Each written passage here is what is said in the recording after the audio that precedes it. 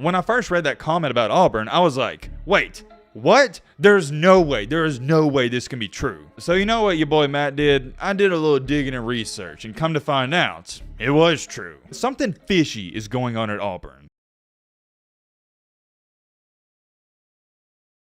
Man, oh man, we got a plethora of topics to get into on this Monday. Hope you guys are having a great start to your week. If you're not having a good start, hope this video makes it a little bit better. One of the set topics we're going to take a look at is the Auburn football program and what in the crap is going on with them. Weirdly enough, over the past couple of months and all throughout the offseason, the Auburn football program has been laying low under the radar. But what they've done in the past couple of days, it has put them back onto the radar, and yeah, you're going to want to check this out. Also in today's video, this is what excites me the most, although the Auburn topic is the main topic. ESPN just released their top 25 list for schools that have the hardest schedule for 2023. It's kind of weird, isn't it? Because normally when we look at top 25 list, you want your team to be on it, but I feel like in this case and scenario, you don't want your team to be on this list. Or maybe you do, I don't know. Let me know in the comment section, would you want your team to be on a top 25 hardest schedule list or not? I'll tell you this much, some of the teams on this list, they might shock you. I think it's safe to say we got a jam-packed video per usual. If you like college football content, consider joining our community. Major shout out to everybody that's been subscribed for a while or you just joined. We just got a great community and I can't emphasize that enough. All right, Matt, blah, blah, blah, shut your crap up. Now without further ado,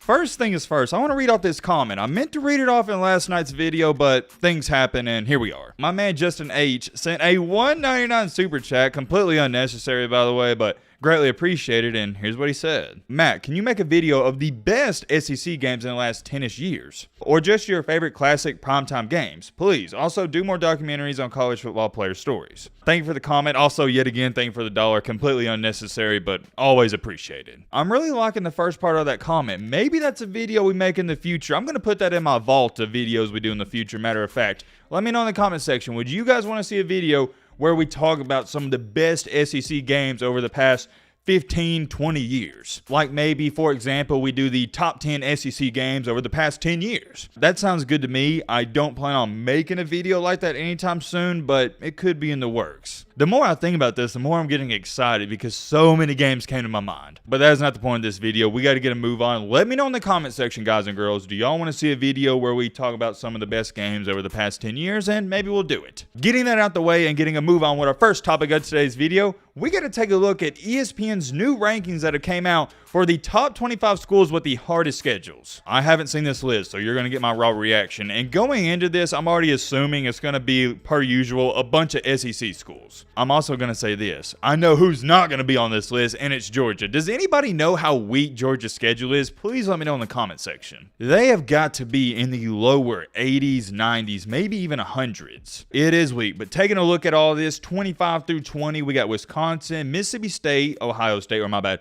the Ohio State, Georgia Tech, Michigan at 21, and Mizzou at 20. 19 through 14, we got Notre Dame, Alabama. Okay, Alabama at 18.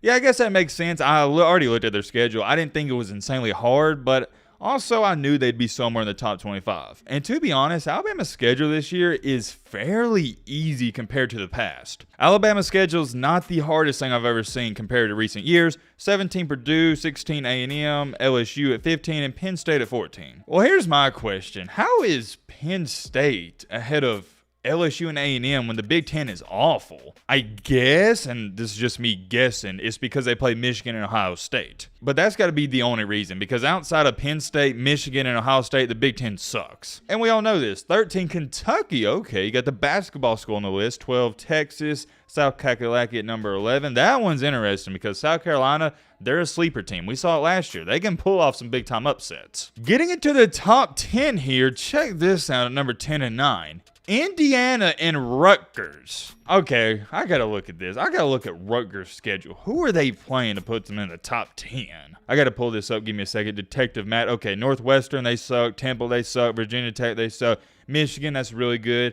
Wagner. Wisconsin, mediocre. Michigan State, mediocre. Indiana. Oh, no, I get it. The only reason they're in the top 10 is because they played Penn State, Michigan, and Ohio State. And now that I think about it, yeah, I guess that does make sense. So I assume that's why Rutgers and Indiana are in the top 10 because they both play all three of these teams. That is a pretty brutal schedule to play Penn State, Michigan, and Ohio State in one season. Even if the rest of your 9 games are cupcakes, that's still going to make your schedule hard, so I understand that. At number 8, we got the Tennessee Volunteers. At number 7, Michigan State. Same thing. They probably play all 3 of those teams. At number 6, we got Arkansas. Arkansas, that's interesting. Let me pull up their schedule real quick. They do have BYU in week 3. Then they got LSU, Texas A&M, Ole Miss, Alabama, Mississippi State. Yeah, that 4 to 5 game stretch is pretty brutal. I guess that makes some sense. At number 5, you got Auburn. We all know why Auburn's at number 5 on this list, because they play Alabama and Georgia. And my bad, they also play LSU. At number 4, you got the Maryland Terrapins. And getting into the top 3,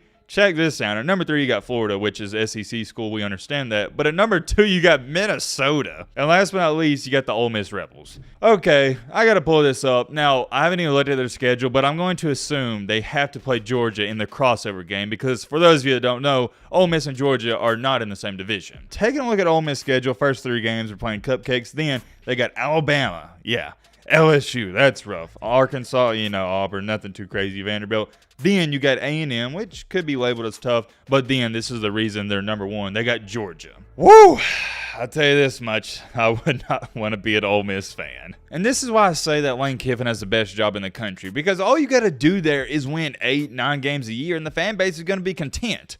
I'm not saying they're going to be happy, but at Ole Miss, it's so different from Auburn. At Auburn, if you win 8, 9 games a year for 3 years, you're going to get fired. But at Ole Miss, no, you're going to keep your job. Ole Miss doesn't expect to beat Georgia, Alabama, or even LSU. They just want to win the games they know they should win. I would love to talk about that some more, but we got to get a move on to the main topic of the main encore, the main reason you clicked onto this video. We got to talk about what in the world is going on with Auburn football. Yes, good old Auburn football, where they had a head coach in Gus Malzahn who was winning 8, 9 games a year, and they decided it wasn't enough, so they fired him, and it's been a crap show ever since. Just like a wise man once told me, the grass isn't always greener on the other side. But also another quote I'm going to use, and this is coming from my grandfather. He once told me, sometimes no news is good news. What did he mean by that? It's fairly simple. When people aren't talking about you, when there's nothing to be said, that can be good news. Because think about it. I'll use our channel for example. In the off season, if we are making a video about your team and we're talking about your team,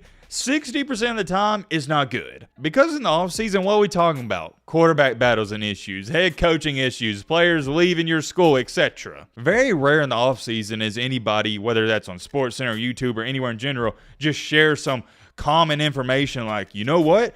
I think Tennessee's looking really good. No, that doesn't happen in the offseason. We talk about controversies. So with that being said, applying that analogy to this situation, yeah, for this Auburn team, no news is good news. Although we haven't talked about Auburn, although we haven't heard too much about them in the past couple of months, that's a good thing. And it's kind of weird considering the fact they got one of the sketchiest head coaches in the country. The program is a crap show, and also they don't have a quarterback. They did get the Peyton Thorne kid from Michigan State, but we still don't know how good he's going to be. They're still battling it out. But here is something I want to take a look at, and it's arguably the main reason I'm making this video. I spent 30 minutes this morning trying to find the comment. I don't know where it went. I don't know if it was sent to me on Twitter, Instagram, the YouTube comment section, whoever wrote it, sent it to me, you know who you are. Somebody stated, yo, Matt, how come you haven't talked about how Auburn has the second best class in the transfer portal rankings? When I first read that comment about Auburn, I was like, wait, what? There's no way. There is no way this can be true. So you know what your boy Matt did? I did a little digging and research, and come to find out, it was true. So check this out. We all know, or should know, the number 1 team in the transfer portal rankings is Colorado, but that's just because they've had a huge turnover. They had 57 guys leave, so obviously they're going to bring in a ton of guys. Well, right behind them that has been sneaking up the list slowly is Auburn. Colorado ranks number 1 with a 91.32 overall score, and Auburn is right behind them, number 2, as you can see, with an 86.09 score. In the transfer portal, they have landed 11 4-stars and 7 3-stars. Not too bad. Ladies and gentlemen, that's just in the transfer portal. That's not recruiting overall. That is really impressive. I mean, think about it. What have we been talking about? What have I been harping on so much this offseason? Man, Deion Sanders, he's doing an incredible job at Colorado. Look at all the kids he's bringing in. He's going to turn Colorado around just like that. Well, now I am starting to think I need to have that same energy towards Hugh Freeze and Auburn. I mean, am I wrong? He is doing the exact same thing, but at Auburn. I'll be the first person to tell you, it's documented. I told you guys multiple times, I think Auburn messed up by not getting Deion. But, and I have a big but, I also stated and made it extremely clear, I think Hugh Freeze was the second option, and he's a good fit. He just fits Auburn. I don't know how to explain it. If you grew up in Alabama, which I did, you know Auburn is just a sketchy team. It's a sketchy program, and Hugh Freeze is a sketchy person. And when I say Auburn's a sketchy program, I don't mean that in a bad way. I mean, you could mean it in a bad way, but every university does sketchy stuff. I'm more so talking about Auburn's brand of football. When I think of Auburn football, I think of some miraculous, crazy play. When you think of Auburn, you think of, oh yeah, they had the kick six, they had that crazy, unreal play against Georgia, and I could go on and on and on. And Hugh Freeze, the way he coaches, it's the same way. It fits. With all that being said, though, the one thing we've yet to talk about is how good of a job Hugh Freeze is doing when it comes to recruiting and bringing guys in. Auburn being ranked second in the transfer portal rankings is huge. And oh yeah, by the way, before I go on a rant and tangent and forget to bring this up and mention it, it was trending all over social media yesterday. Jackson State star wide receiver Shane Hooks, he's going to Auburn. I know what some of you are sitting there going, Jackson State, what? This kid, I mean, that's not a big deal, and I beg to differ because he was Deion Sanders' best receiver at Jackson State. Shane Hooks led Jackson State and Deion Sanders in receptions, yards, and touchdowns. This kid can play. Now, will Auburn be able to get him the ball? Well, that's a different question for a different day. But for now, all I can speak on is what Hugh Freeze has done in the offseason, and it's been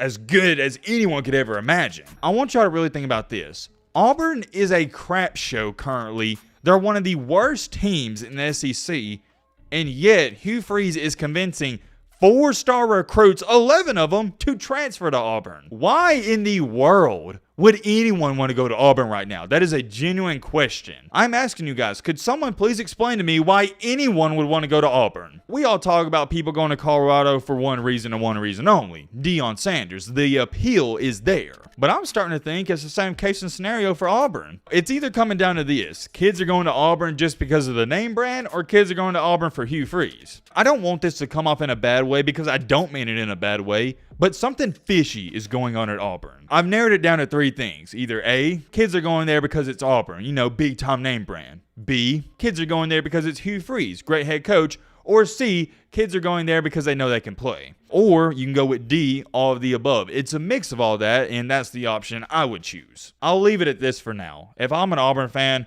I couldn't be any more thrilled. Considering how piss poor this program was only 6 months ago, this is best case scenario. I'm starting to think Hugh Freeze is going to turn around this program faster than what even I think. I'm very curious. Well, let me know your thoughts down below. But right away, Millie!